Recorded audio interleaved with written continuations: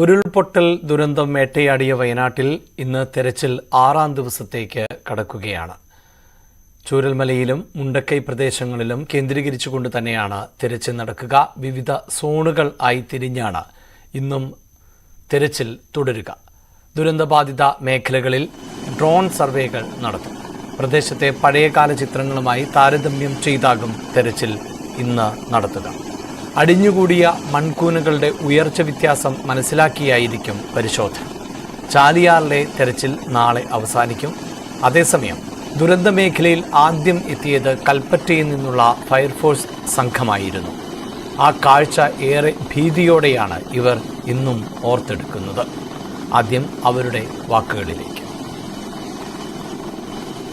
എൻ്റെ പേര് അനിൽ. ഞാൻ കൽപ്പറ്റ നിലയത്തിലെ SFRയാണ്. എൻ്റെ കൂടുതലുണ്ട് കൽപ്പറ്റ നിലയത്തിലെ സഹപ്രവർത്തകരാണ്. ഈ സംഭവം നടക്കുന്നത് 29-ാം തീയതി അതിരാവിലെയാണ്. നമുക്ക് മെസ്സേജ് കിട്ടുന്നത് 1:45 മണി. നമുക്ക് കിട്ടുന്ന മെസ്സേജ് ഇങ്ങനെയായിരുന്നു: സാറേ, മുണ്ടക്കൈയിൽ ഉരുള് പൊട്ടിയിട്ടുണ്ട്, എത്രയും വേഗം വരണം, ഞങ്ങൾ ഉടനെ മരിക്കും. ഒന്ന് പെട്ടെന്ന് വരാൻ ഞാൻ പറഞ്ഞു, നിങ്ങളുടെ പേരെന്താണ്? എൻ്റെ പേര് മണികണ്ഠൻ സാറേ, ഓടി വരണം. വീണ്ടും പറയുന്നത് അങ്ങനെയാണ്. പിന്നെ ഫോൺ നമ്പർ എഴുതിയിട്ടില്ല, കാരണം നമുക്ക് ഫോൾഡറായിട്ടുള്ള കാരണം ഫോൺ നമ്പർ കിട്ടി. ഉടനെ തന്നെ നമ്മൾ ARTയിലും MUവിലായിട്ട് 15ഓളം ജീവനക്കാർ ഉടനെ തന്നെ സംഭവ സ്ഥലത്തേക്ക് കുരുക്കിയായിരുന്നു. പോയിരുന്ന വഴിക്ക് പോളിടെക്നിക്കിൻ്റെ അടുത്തൊരു മരം വീണ് കിടക്കുന്നു.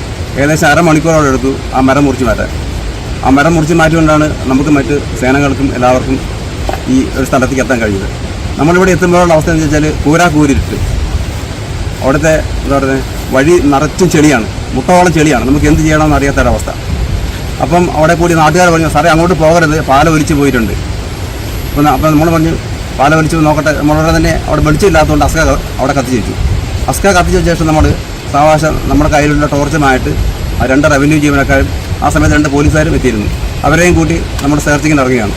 സെർച്ചിങ്ങിന് ഇറങ്ങി ആ സ്കൂളിൻ്റെ അവിടെ ചെല്ലുമ്പോൾ ഒരു സ്ത്രീ അവിടെ തിണ്ണയിൽ കിടക്കുന്നത്. ആ സ്ത്രീയെ നമ്മളെ രക്ഷിച്ച് കൊണ്ടുപോകും.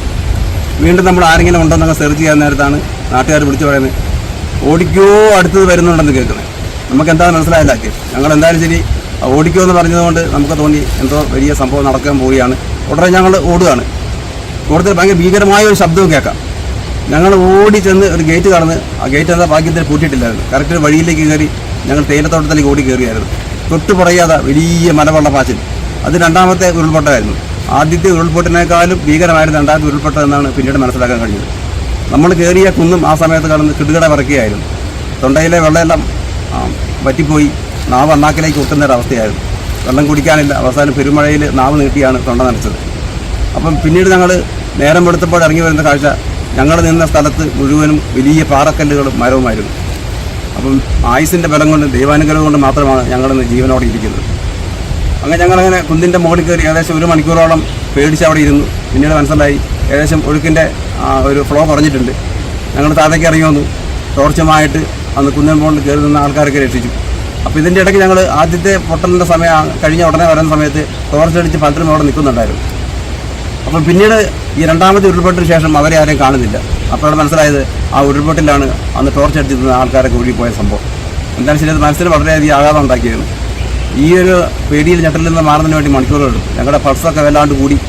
അത് ഒത്തിരി സമയത്തിന് ശേഷമാണ് ഒരു നോർമലാകാൻ കഴിഞ്ഞത്. എങ്കിലും അതിൻ്റെ ഇടയ്ക്കും അവിടെ ഞങ്ങൾ ആ ടോർച്ച് കൊണ്ട് ഒത്തിരി ആൾക്കാരെ രക്ഷിക്കുന്നതിനുള്ള എല്ലാ ഏർപ്പാടുകളും ചെയ്തു. കുറേ ആൾക്കാരുടെ ജഡം കിട്ടി, കുറേ ആൾക്കാരെ ജീവനോടെ രക്ഷിക്കാൻ കഴിയും. ഏകദേശം നേരം എടുത്തതിന് ശേഷമാണ് മറ്റ് സേനകളൊക്കെ അവിടെ എത്തുന്നത്. അവർ നമ്മളോടൊപ്പം നല്ല രീതിയിൽ സഹകരിച്ചു.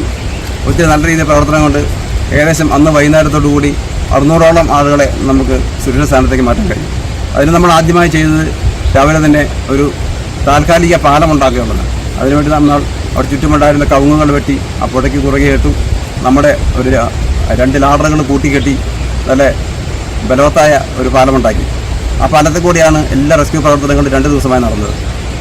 പിന്നീട് ആ ലാഡർ കുറേ ഭാഗം പൊട്ടിപ്പോയി. എങ്കിലും നമ്മൾ പറയുക, ആ ലാഡർ എത്ര നശിച്ചു പോയാലും ശരി, നമുക്ക് ഇത്ര ആൾക്കാരെ ജീവൻ രക്ഷിക്കാൻ കഴിയില്ലെന്ന് നമ്മൾ പറയുകയും ചെയ്തു.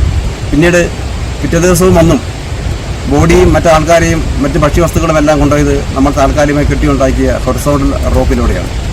അതിലൂടെ നമുക്ക് ഒത്തിരി കാര്യങ്ങൾ ചെയ്യാൻ സാധിച്ചു. സേനയുടെയും മറ്റു സേനാ വിഭാഗങ്ങളുടെയും എല്ലാ വിഭാഗങ്ങളുടെയും ഒത്തിരി മികച്ച പ്രവർത്തനം കാരണം നമ്മുടെ രക്ഷാപ്രവർത്തനം നല്ല രീതിയിൽ മുന്നോട്ട് കൊണ്ടുപോകാൻ കഴിയും.